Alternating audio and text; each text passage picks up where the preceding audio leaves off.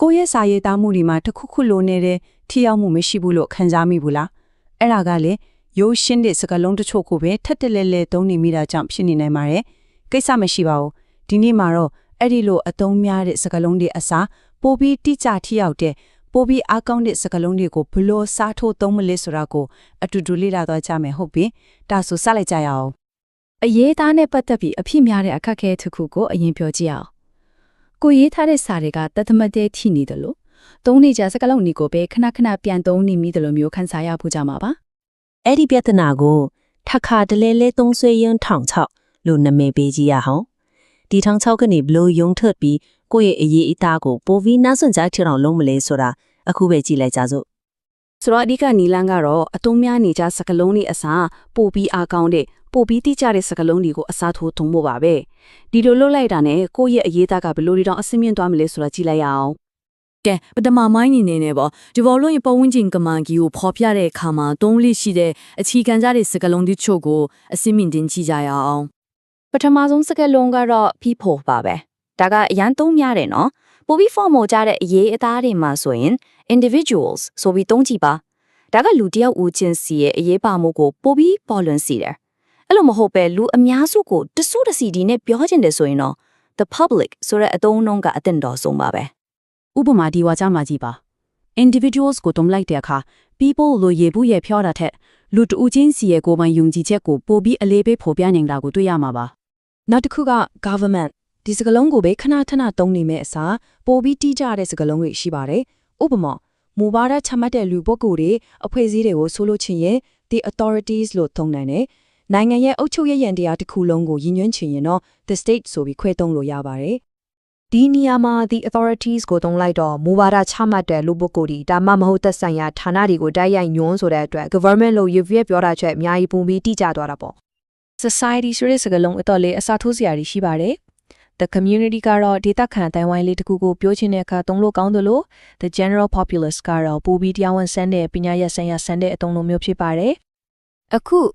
ုဒီဝါချက်မှာမှ The general populace ဆိုတဲ့စကားလုံးကိုသုံးလိုက်တာနဲ့စာကပိုပြီးတရားဝင်ဆိုင်သွားပြီးသူ့တေသနာစာတန်းတစ်ခုလိုလေးသမျိုးပုတ်သွားတော့တွေ့ရမှာပါ။ဒါကပညာရပ်ဆိုင်ရာစာတန်းတွေရေးတဲ့အခါအရန်သုံးဝင်ပါတယ်။ The environment ဆိုတဲ့စကားလုံးအစားကိုပြောချင်တဲ့အကြောင်းအရာတွေအတိုင်းအတာပေါ်မူတည်ပြီးရွေးချယ်စရာတွေအများကြီးရှိပါတယ်။ရေဘူးရစဖို့ဆိုရင် the natural world ပေါ့။သိပိုင်နေကြရှုပ်ထွေးတဲ့ကွင်ရက်တွေကိုပြောချင်ရင် ecosystems ကပိုတိကျတယ်။ကမ္ဘာလုံးဆိုင်ရာကီးစားကြီးတစ်ခုအနေနဲ့အလေးပေးချင်ရင်တော့ the planet ဆိုပြီးသုံးနိုင်ပါတယ်။ဒီမှာကြည့် ecosystem ဆိုတဲ့စကားလုံးကိုသုံးလိုက်တဲ့အခါမှာတဘာဝပတ်ဝန်းကျင်လို့ရေးပြီးပြောရတဲ့တက်ရှိတဲ့သမတ်တီအပြန်လာမိခိုနေတဲ့ရှုပ်ထွေးရဲ့ system ကြီးတစ်ခုကိုကာကွယ်ရမယ်ဆိုတော့သိပိုင်နေကြပြီးတီးကြတဲ့အသေးပဲကိုပေးစွမ်းနိုင်ပါတယ်ကဲကိုယ့်ရဲ့အယူဆတွေကိုစာထဲမှာပို့ပြီးခိုင်မာအားကောင်းအောင်ဖတ်တဲ့သူကိုပို့ပြီးစီယုံနိုင်အောင်ဘယ်လိုလုပ်ကြမလဲဒုတိယပိုင်းမှာတော့ editor အသုံးဝင်တဲ့စကားလုံးတွေကိုလေ့လာကြည့်ကြပါမယ် important ဆိုတာကကောင်းပါတယ်ဒါပေမဲ့ပို့ပြီးအားကောင်းတဲ့စကားလုံးတွေရှိပါသေးတယ်တခုခုကအနာဂတ်အောင်မြင်မှုအတွက်အဆုံးဖြတ်ပေးနိုင်လောက်အောင်အရေးကြီးတဲ့ဆိုရင် crucial ကိုသုံးပါမရှိမဖြစ်လို့အပ်တဲ့အသက်တမျှအရေးကြီးတယ်လို့ပြောချင်ရင်တော့ vital ကပိုပြီးထိရောက်ပါတယ်ဒီနေရာမှာ crucial ကိုသုံးလိုက်တာကဒုတိယဘာသာစကားသင်ယူခြင်းဟာတင့်ရင်ကောင်းတယ်ဆိုတဲ့အဆင့်မဟုတ်တော့ပဲလူငယ်တွေရဲ့အနာဂတ်အတွက်အဆုံးဖြတ်ပေးနိုင်တဲ့အရေးပါတဲ့အချက်ဖြစ်တဲ့ဆိုတာကိုပြင်းပြင်းထန်ထန်ဖော်ပြနေတာပါ good ဆိုတဲ့စကားလုံးကအရန်ကိုရေးဘူးရဲ့ကြလွန်ပါတယ်အရေးသားကိုပို့ပြီးပညာရပ်ဆန်စေခြင်းရဲ့တိကျတဲ့အကျိုးကျေးဇူးတစ်ခုကိုဖော်ပြတဲ့ beneficial ဒါမှမဟုတ်တိုက်ရိုက်ကြပြီးအဖြူသဘောဆောင်တဲ့ positive လို့စကားလုံးတွေကိုသုံးကြည့်သင့်ပါတယ်ဒီမှာ beneficial effect လို့သုံးလိုက်တဲ့အခါ good effect လို့ပြောတာဟဲ့စိတ်ကြမ်းပိုက် effect တိုင်းတာလို့ရတယ်လက်တွေ့ကြတဲ့အချိုးကျေးဇူးတွေရှိတယ်ဆိုတဲ့အတိတ်ပဲကိုပို့ပြီးရှင်းရှင်းလင်းလင်းဆောင်စေပါတယ်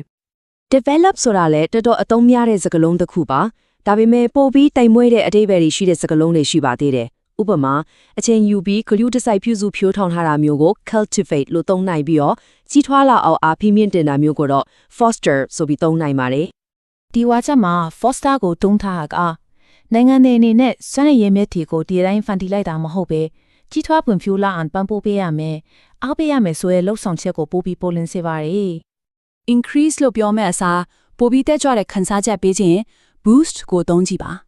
ဒါမှမဟုတ်တစ်ခုခုကိုတိုးမြင့်ဖို့အတွက်အစီအစဉ်တစ်ခုစတင်တယ်ဆိုတဲ့အဓိပ္ပာယ်ကိုဆောင်ချင်ရင် raise ကိုသုံးနိုင်ပါတယ်ဥပမာ raise awareness လို့ပြောတာမျိုးဟော့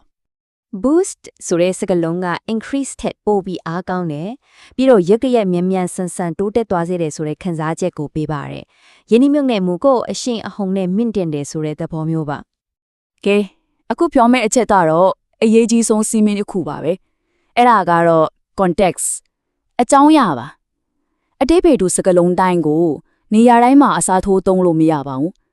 အတိတ်ဘေကိုသိချမစင်စားပဲသုံးလိုက်ရင်အမှားကြီးမှထားနိုင်ပါတယ် ဟုတ်ပါပဲ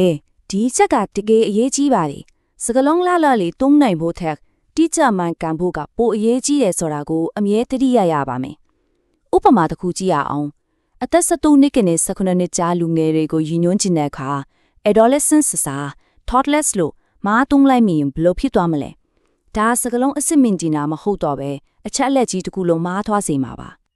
ကဲဒီအချက်လက်ဒီအားလုံးကိုသိသွားပြီဆိုတော့ကိုယ့်ရဲ့အရေးအသားမှာပထမဆုံးအစိတ်မင်းတင်ခြင်းနဲ့စကလုံးကဘာဖြစ်မလဲအခုပဲစဉ်းစားပြီးလက်တွေအသုံးချကြည့်လိုက်